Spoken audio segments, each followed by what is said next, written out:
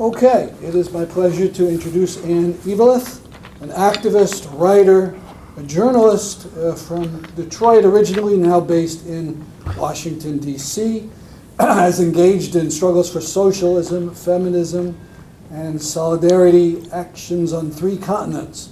She helped build the Landless People's Movement in South Africa and has been an active supporter of the Arab Spring since 2011. She has been active in organizing the Syria Solidarity International and now AWICS, the Anti-War Committee in Solidarity for Self-Determination. Ann Eveleth. Hi, thanks for everybody coming and for all of your patience. So I'm going to kind of pick up from where Jason left off, really, which is, and I think several speakers, as you mentioned, Shyam, have said the same thing. We are having exactly the same conversation for 8 years. We can't move on to saying, what can we learn from the Aleppo Local Council about how to organize, basic necessities in wartime? What can we learn from, elements of, different factions of the FSA who've managed to push back the combined forces of Assad and Iran and Putin at times? What are the things we can learn to build this revolution that we are supposedly always fighting for, that we're supposedly here to strategize, because we all want a revolution, we probably have different views of it, in this country and around the world to bring socialism or some other, version of a leftist society to bear. And here is this real life, actually existing revolution in Syria, and all we do as Syria Solidarity activists is spend our time fighting against propaganda, fighting against the conspiracy theorists, the people who are focused on where first responders get their money from, instead of the fact that they're digging babies out from under buildings that have fallen on them because of barrel bombs.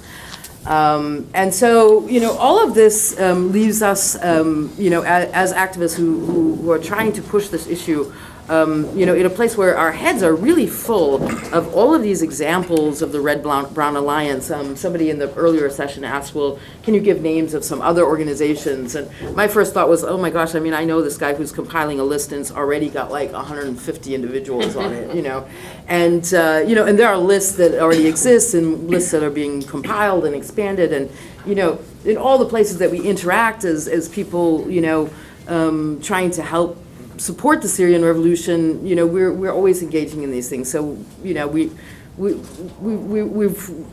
the book, put it down, picked up another one. There's so many of them.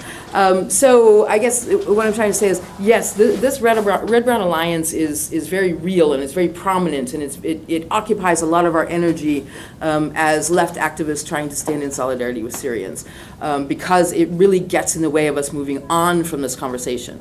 But, and this is going to make me unpopular with some of my friends in the Syria Solidarity community, it is not the foundation of the problem. And when I say that, what I mean is, I don't believe that Ajamu Baraka woke up one day and said, let me figure out how I can organize the Black Alliance for Peace to join the KKK surreptitiously. Right? I don't believe that there was a conscious moment when people who identify with, anti-imperialism decided it's time for us to start, joining forces with fascists and actively building, a Red-Brown Alliance so we can create a vision of the world that is free of, the Democratic Party that prefers, Trump and the far right in Europe and all of that.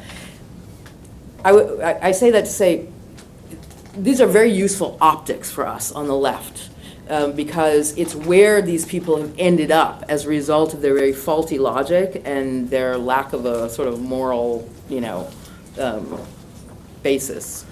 And so it's where they ended up, but it's not what led them to where they are. It is their, absolute, I think somebody said it before, their sort of inverted idea of American what was it? Reverse American exceptionalism. Yeah, it was not my phrase, but it was a great phrase. And, I think of them as, I often refer to these people as the alt-imperialist unleft.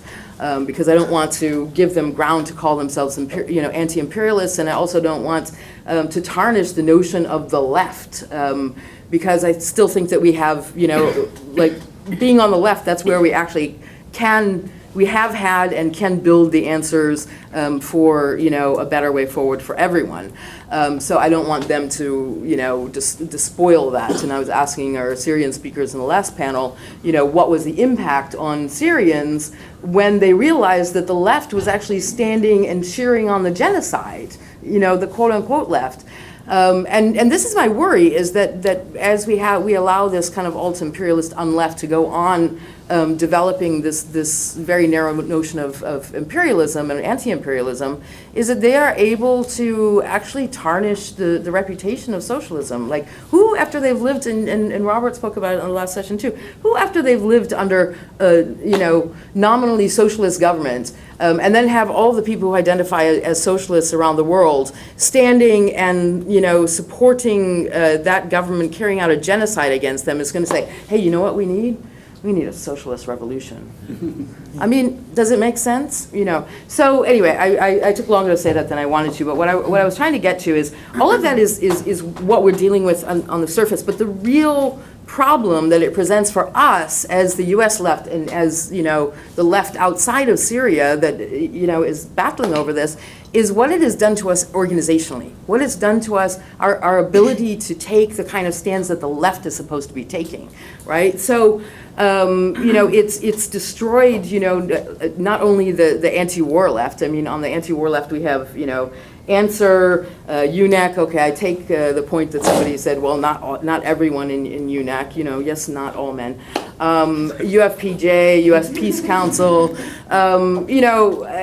basically the Assadists, or the apologists, if you like, have captured the anti-war movement, in the wake of, and that anti-war movement, I wasn't in the States then, I was in South Africa, but we were also there. Part of all of the social movements that we were active in came together in a really massive, massive march at the same time as everybody here and around the world against the Iraq War. I mean, that was, this huge thing that, built up the anti-war movements around the world.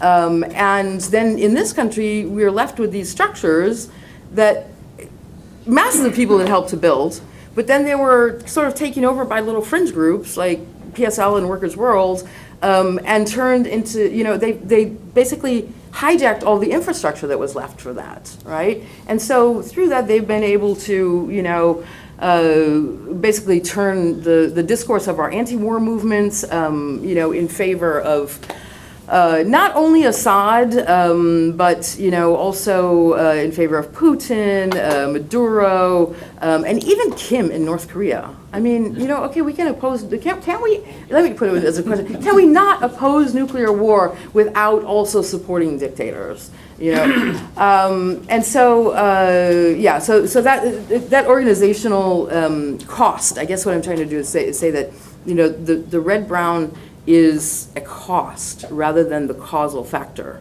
And so we need to begin by addressing the cost. We need to say, how do we actually, how do we actually,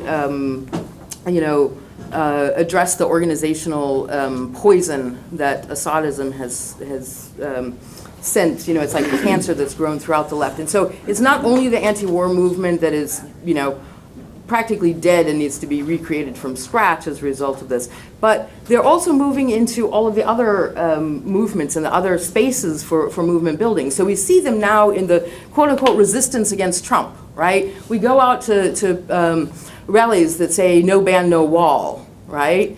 And we're there with Syrian solidarity, Syrian solidarity activists, but also with free Syrians who are living in the States.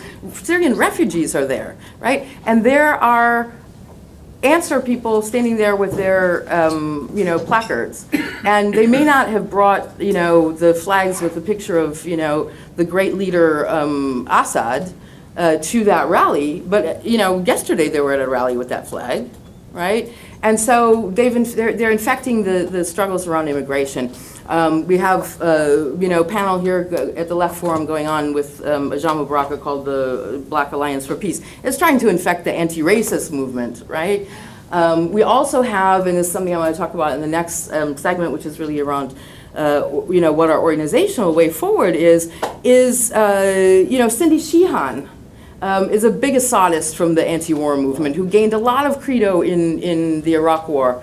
And she is trying to she's trying to basically hijack the rising women's movement with this Women's March to the Pentagon and turn that into an Assadist moment, right? So my point is, the Assadism is like, a cancer growing, if I can mix my metaphors just for the purpose, like growing, into all of our movements like rhizomes, And if we don't actually, arrest that process now and expose it for what it is, by coming up with some, effective organizational responses, which I don't want to get into the detail around that now, we're going to find that there's no corner of the left, no issue on the left that we can actually fight in a clean way. I mean, by clean, I mean, I don't think when I go to a No Ban, No Wall rally and I'm standing next to, known Assadists carrying answer things, I don't feel like that is a clean protest for me.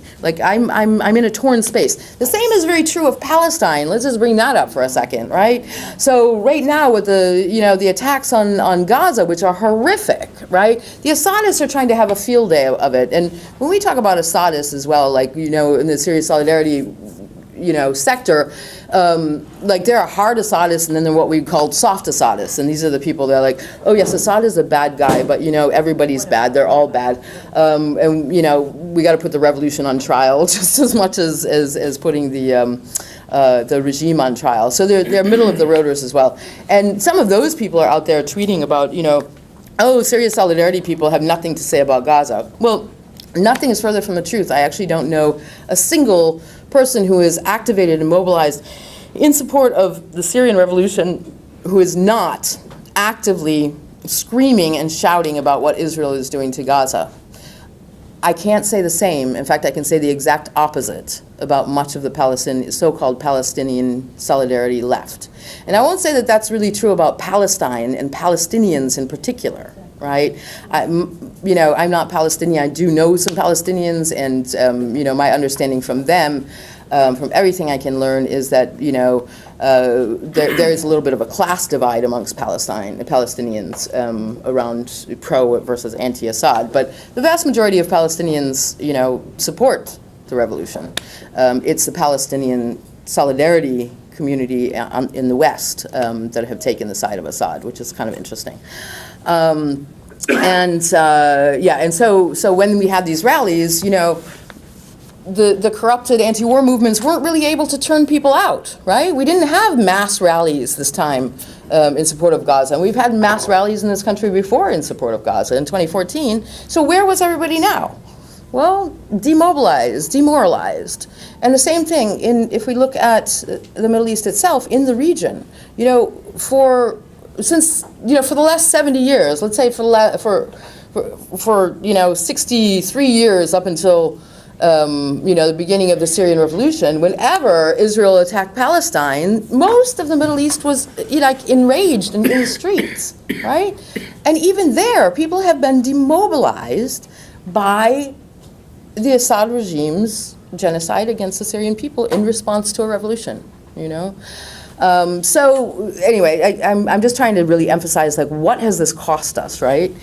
And then I just want to touch on, one of the reasons why they've been able to spread their wings so widely, and part of it is, the massive growth of the fake news industry.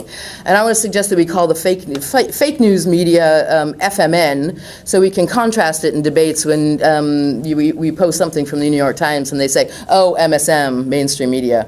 Now, I come from journalism, and I've worked both in the MSM and in the alternative media.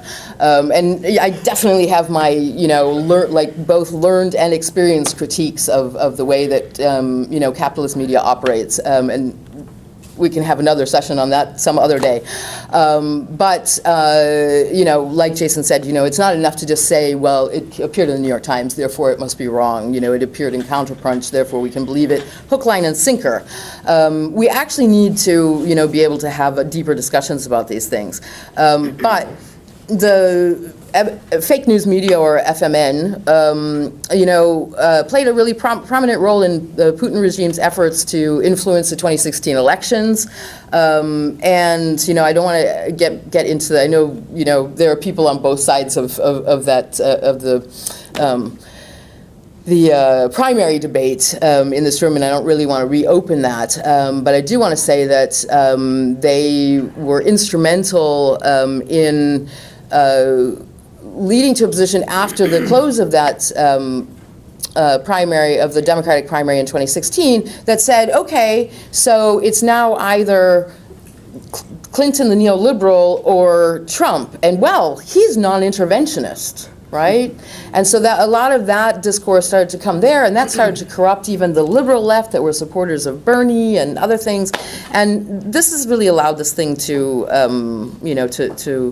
to grow widely, and it's through that people like, Assadists like Ajamu Baraka and the Green Party, managed to get their opportunities. I mean, incidentally, I supported Bernie, and then when that happened, when he lost, I briefly supported the Green Party until Ajamu Baraka came on board and, was very openly a Assadist, and I was like, oh my God, I can't believe that this is our only third option here. But anyway, that's just so anyway, just to conclude, because I don't want to take up too much of our time, basically what I'm saying is, while the optics of the new Red-Brown Alliance make for sometimes great visuals for those of us trying to expose the rot to the light of principled internationalism, it is already widely spread cancer of Assadism, and its supporting lies coursing through the veins of the left and our most likely organizational allies that should concern us most urgently. No to alliance between the left and the fascists, no to shared platforms with Assadists, ever. No to unprincipled alliances with those who talk left and walk right. Assad out now, and free Syria.